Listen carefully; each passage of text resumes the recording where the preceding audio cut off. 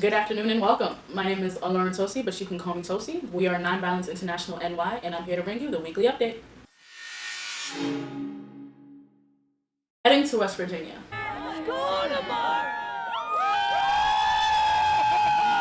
The 9-day teacher strike has ended, with the governor signing a law Tuesday to give teachers the 5% wage increase they've been asking for. West Virginia ranks 48th in the nation in terms of teacher pay, since the District of Columbia ranks above them. Oklahoma, South Dakota, and Mississippi are the only states where teachers are paid less, according to the National Education Association. All 680 public schools in West Virginia had been shut down, but the teachers did make sure to pool resources and provide lunches for students who are usually on free or reduced lunch programs at the school. This really shows how compassionate these teachers are. And yet people still think that these underpaid teachers are being selfish for going on strike in the first place. As it is, this 5% raise is not being offset by any new taxes, and instead, may pull funding from government programs and Medicaid, according to Republican State Senator Craig Blair. Meanwhile, the president had suggested bonuses to teachers who volunteer to carry guns. Am I supposed to have a Kevlar vest? Am I supposed to strap it to my leg or put it in my desk? How am I supposed to go on that way? This goes to show that Trump has no idea what the conditions are for the American public education or for the U.S. budget, and shows that he doesn't think out his recommendations before basing them in reality.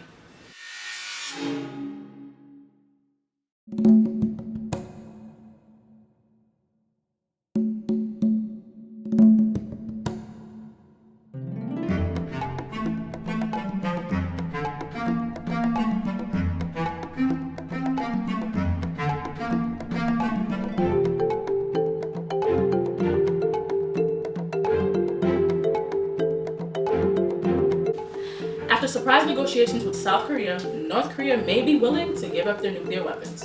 Supposedly, North Korea has promised to refrain from testing missiles while negotiations continue. North Korea has clarified their statements to say that they would have no need for nuclear weapons if the nation's safety were guaranteed. President Trump has said he believes North Koreans to be sincere. President Trump appreciated the briefing and said he would meet Kim Jong-Un by May to achieve permanent denuclearization. The Republic of Korea, along with the United States, Japan, and our many partners around the world, remain fully and resolutely committed to the complete denuclearization of the Korean Peninsula. While this is in fact possible, and Kim Jong-un's appearance at these discussions is a great sign, it is important to note that North Korea promised in 1994 and in 2005 to disarm their nuclear program, which obviously never happened. It's possible that North Korea is trying to use these talks to reduce the sanctions that have a stronghold on the hermit nation. The UN Human Rights Chief said last Wednesday, March 7th, that he suspects that Myanmar has carried out acts of genocide against the Rohingya Muslims. Because Myanmar has refused access to human rights investigators, the current situation cannot yet be fully assessed, but the situation remains or seems a textbook example of ethnic cleansing. He previously said in December that he suspected the state security forces of carrying out genocidal actions, that now points to the alleged bulldozing of mass graves as evidence of a cover-up of the crimes against humanity. There are people here who need to see medical professionals and who are unable to do that because of policy that essentially deprives them of access to health care. When you confine a group of people to displacement camps and then you deprive them of basic needs for survival, it has a destructive impact. The conditions here are deplorable, but perhaps much like other refugee camps around the world, the difference here is that these conditions are avoidable and the result of government policy. The 1948 Genocide Convention lists 5 actions that are considered acts of genocide: killing members of a group, it is a humanitarian crisis, causing serious bodily or mental harm to members of the group. She talked about the Myanmar soldiers locking most of the men from the village in the houses and setting the houses on fire, burning the men alive. Then she says the soldiers took all the women into the forest and raped them. She says that they tied up her hands and legs and raped her. Deliberately inflicting on the group conditions of life calculated to bring out its physical destruction in whole or in part. About 130,000 are prisoners in refugee camps in their own homeland. Imposing measures intended to prevent births within the group. This woman is hemorrhaging after losing her baby, but the local hospital wouldn't treat her. And forcibly transferring children from one group to another. In the convention, genocide is meant as the attempted destruction of a whole or part of a group based on ethnicity, religion, nationality, or race. There have been recent accusations genocide is in areas like Sudan and Iraq. As when ISIS attacked the Yazidi people, acts like this are deplorable and inhumane. Everyone has a right to be who they want, how they want, wherever they want, as long as we respect each other. No one should have a claim or hold on who you are.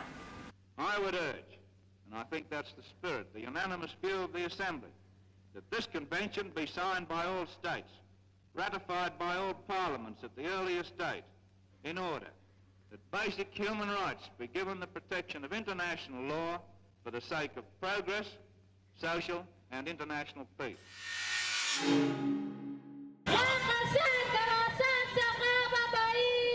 Last Thursday, the world celebrated International Women's Day. Women marched, protested, and celebrated across the world from New York City to Rome.